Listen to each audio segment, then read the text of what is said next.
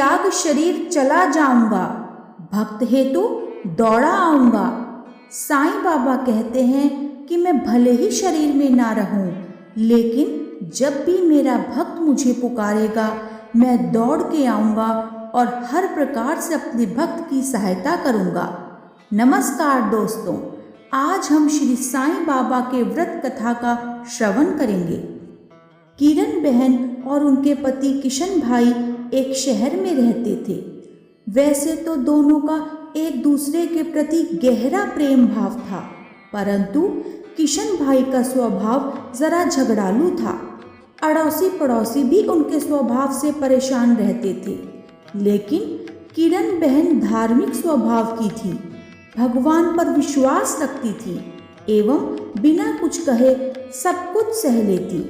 धीरे धीरे उनके पति का रोजगार बंद हो गया, कुछ भी कमाई न होती थी। अब किशन भाई दिन भर घर पर ही रहते। घर में पड़े पड़े उनका स्वभाव और भी अधिक चिड़चिड़ा हो गया। एक दिन दोपहर को एक वृद्ध दरवाजे पर आकर खड़ा हो गया। चेहरे पर गजब का तेज था। आकर वृद्ध ने दाल चावल की मांग की। किरण बहन ने दाल चावल दिए और दोनों हाथों से उस वृद्ध बाबा को नमस्कार किया। वृद्ध ने कहा, साईं सुखी रखे। किरण बहन ने कहा, महाराज आपने ये कैसा आशीर्वाद दिया है, सुख तो मेरी किस्मत में ही नहीं है, फिर मिलेगा कैसे। ऐसा कहकर उन्होंने अपने दुखी जीवन का वर्णन किया। वृद्ध ने श्री साईं बाबा के व्रत के बारे में बताते हुए 9 गुरुवार फलाहार या एक समय भोजन करने की बात कही और ये भी बताया कि बेटा साईं मंदिर जरूर जाना, घर पर साईं बाबा की 9 गुरुवार पूजा करना, साईं व्रत करना और विधि पूर्वक उद्यापन करना, भूखे को भोजन देना, साईं व्रत की किताबें 5, 11, 21 या फिर यथाशक्ति लोगों को भेंट में देना। इस तरह साईं व्रत का प्रचार करना। साईं बाबा तेरी सभी मनोकामनाएं पूर्ण करेंगे। यह व्रत कलयुग में बड़ा चमत्कारिक है। यह सभी की मनोकामनाओं को पूर्ण करता है, लेकिन साईं बाबा पर अटूट श्रद्धा रखना जरूरी है। धीरज तो रखना ही चाहिए। जो इस विधि से व्रत और उद्यापन करेगा, साईं बाबा उसकी मनोकामना अवश्य पूर्ण करेंगे। किरण बहन ने विश्वास रखकर गुरुवार का व्रत किया और 9वें गुरुवार को गरीबों को भोजन कराया। साईं व्रत की पुस्तकें भेंट में दी। उनके घर के झगड़े दूर हुए और सुख शांति हो गई। जैसे किशन भाई का स्वभाव ही बदल गया हो। उनका रोजगार फिर से चालू हो गया। थोड़े ही समय में सुख समृद्धि फिर से बढ़ गई।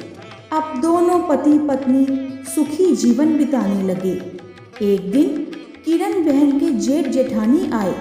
बातों ही बातों में उन्होंने बताया कि उनके बच्चे पढ़ाई नहीं करते, परीक्षा में फेल हो गए हैं। किरण बहन ने 9 गुरुवार की महिमा बताई। साईं बाबा की भक्ति से बच्चे अच्छी तरह अभ्यास कर पाएंगे, यह समझाया। लेकिन इसके लिए साईं बाबा पर अटूट विश्वास रखना बहुत ज़रूरी है। साईं बाबा सबकी सहायता करते हैं। वो जात पात में बिल्कुल विश्वास नहीं रखते। उनकी जेठानी ने व्रत की विधि पूछी। तब किरण बहन ने कहा कि 9 गुरुवार फलाहार करके अथवा एक समय भोजन करके यह व्रत किया जा सकता है और 9 गुरुवार तक हो सके तो साईं दर्शन के लिए साईं मंदिर जाने को कहा और यह भी बताया यह व्रत स्त्री, पुरुष या बच्चे कोई भी कर सकते हैं। 9 गुरुवार या तो आप साईं मंदिर जाकर भगवान का दर्शन करें या फिर जाना संभव ना हो तो घर पर ही साईं फोटो की पूजा करें।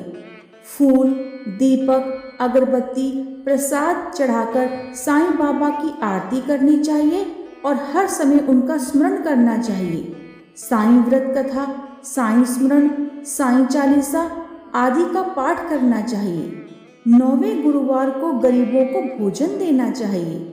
9वें गुरुवार को साईं व्रत की किताबें अपने सगे संबंधी अड़ोसी पड़ोसी को भेंट में देनी चाहिए। सूरत से उनकी जेठानी का थोड़े ही दिनों बाद पत्र आया कि उनके बच्चे साईं व्रत करने लगे हैं और बहुत मन लगाकर पढ़ाई करते हैं। उन्होंने भी व्रत किया था और व्रत की किताबें उनके ऑफिस में दी थी। इस बारे में उन्होंने यह भी बताया कि उनकी सहेली कोमल बहन की बेटी की शादी साईं व्रत करने से बहुत ही अच्छी जगह हो गई। उनके पड़ोसी के गहनों का डब्बा गुम हो गया था। वह साईं व्रत की महिमा के कारण 2 महीने में ही मिल गया।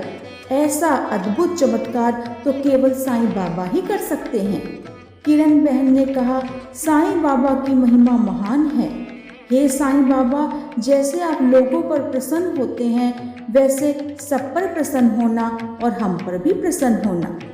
यदि आपको श्री साईं बाबा व्रत कथा सुनकर दिव्यता और आनंद की अनुभूति हुई है तो कमेंट बॉक्स में ओम साईं राम अवश्य लिखें।